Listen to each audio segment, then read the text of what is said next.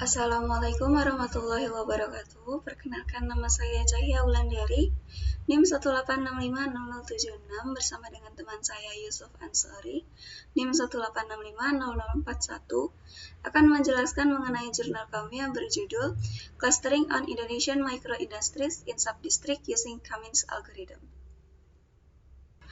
Jadi, dalam jurnal ini, kami mengklaster UMKM yang ada di Indonesia untuk memberikan pandangan baru kepada masyarakat bahwa seperti inilah kondisi UMKM yang ada di Indonesia.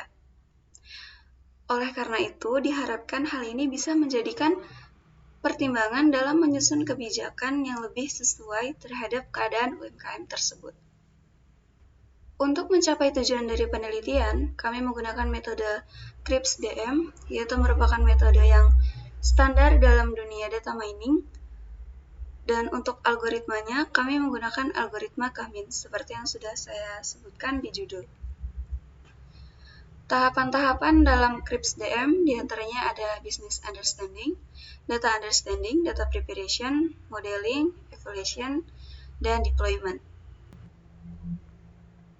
Berikutnya di hasil dan diskusi, kami menentukan nilai key value terlebih dahulu. Seperti yang kita tahu, untuk menentukan nilai key value yang baik, kita menggunakan Davis-Baldwin Index. Semakin kecil nilai Davis-Baldwin Index, maka semakin baik nilai dari K yang kita gunakan. Oke, jadi setelah data preparation, kami membagi data menjadi 8 data sebelum di cluster. Kami menggunakan tes key value, diantaranya ada 4, 5, 6, dan 7. Hasil dari Davis-Baldwin Index menunjukkan bahwa nilai K sama dengan 5 itu memiliki hasil Davis-Baldwin Index yang relatif lebih kecil dibandingkan dengan key value yang lain.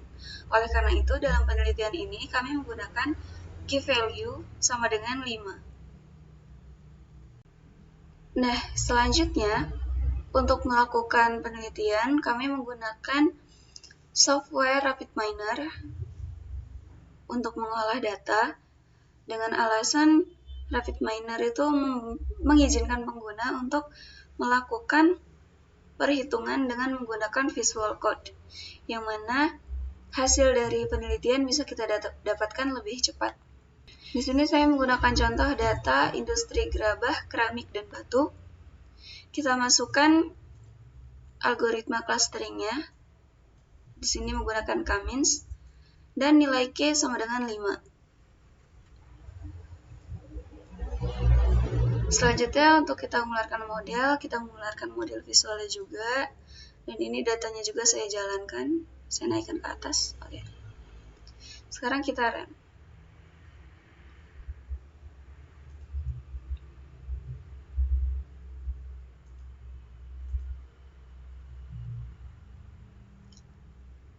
Hasil menunjukkan bahwa cluster 1, cluster 2 itu memiliki jumlah industri yang paling tinggi. Tapi di sini bisa kita lihat bahwa cluster 2 itu mengalami penurunan jumlah industri di provinsi tersebut. Bisa kita lihat yang ada di cluster 2. Di sini ada satu item di Provinsi Jawa Barat. Nah, jadi kesimpulan yang bisa kita ambil adalah Provinsi Jawa Barat memiliki jumlah penurunan yang sangat signifikan dari tahun 2014 ke tahun 2018. Lalu kemudian bagaimana dengan perhitungan manualnya akan dijelaskan oleh teman saya Yusuf Ansori. Kepada Yusuf, waktu dan tempat dipersilakan. Saya lanjutkan untuk perhitungan Cummins manual. Di sini saya gunakan dataset industri dari kulit. Dataset yang saya gunakan di sini saya letakkan di X dan Y. X merupakan dataset 2014 dan Y adalah 2018. Y ini datanya. Langkah pertama untuk melakukan Cummins adalah menentukan nilai K yang kami gunakan sebanyak 5. Kemudian langkah selanjutnya adalah menentukan cara acak dataset yang digunakan sebagai cluster. Ulang-ulangi.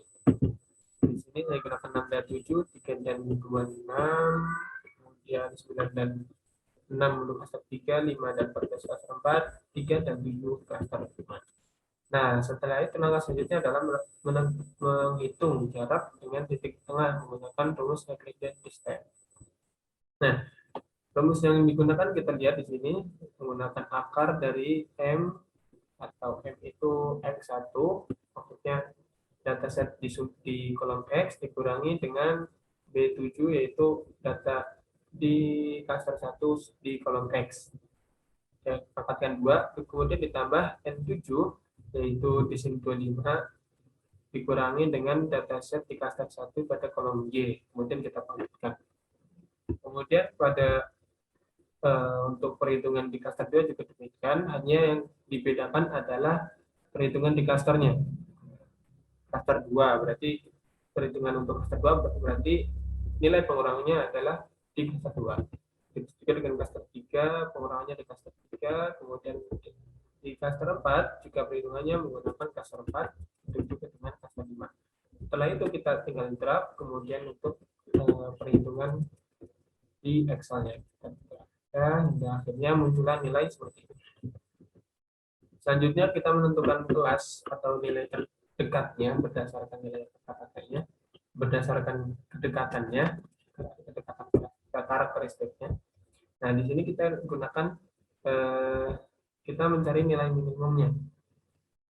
Nilai minimum di sini saya gunakan logika if, kemudian n jika p atau jarak di cluster 1 lebih kecil dari cluster 2, jarak cluster 1 lebih kecil dari cluster 3, cluster 1 lebih kecil dari cluster 4, cluster 1 lebih kecil dari cluster 5, maka gunakan tampilkan nilai 1.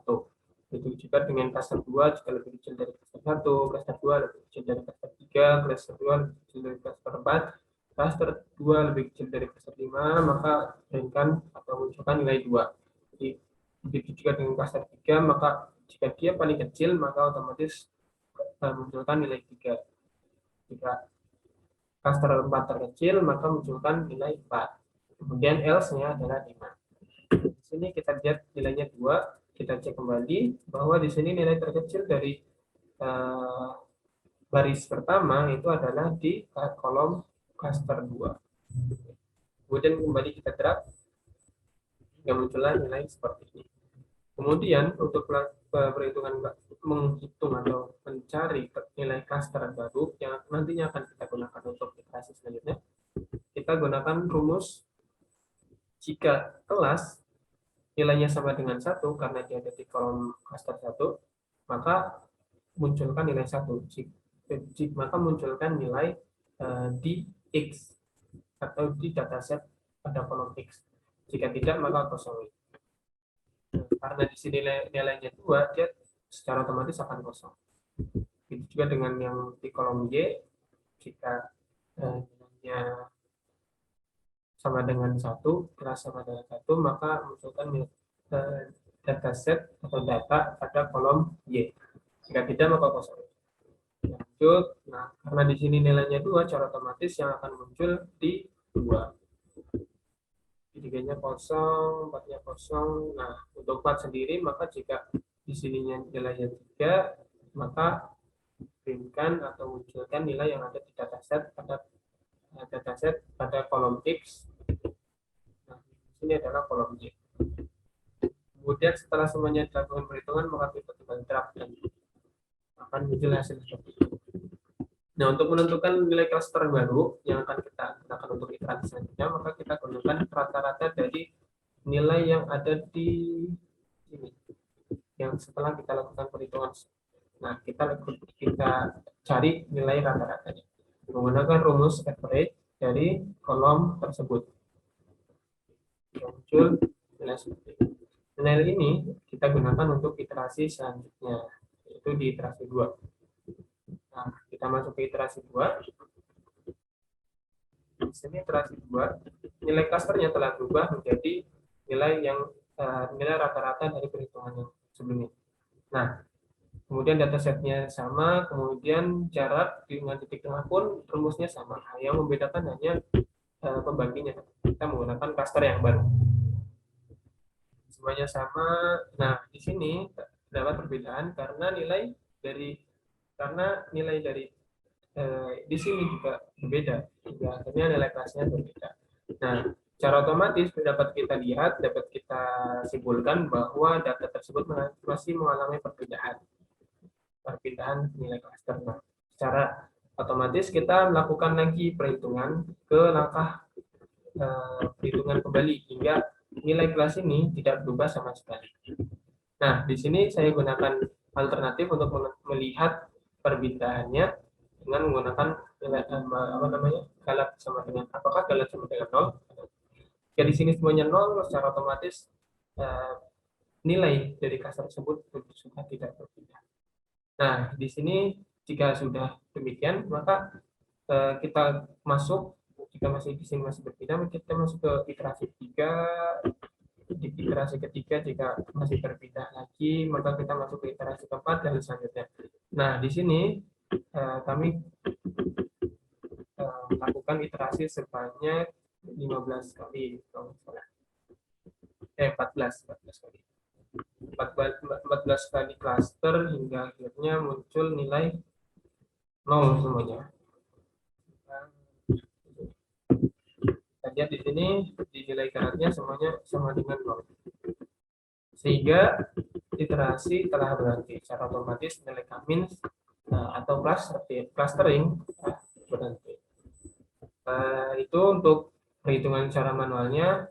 Mungkin jika ada kesalahan kami mohon maaf, jika ada benarnya itu semata-mata dari Allah Subhanahu wa taala. Terima kasih. Wassalamualaikum warahmatullahi wabarakatuh.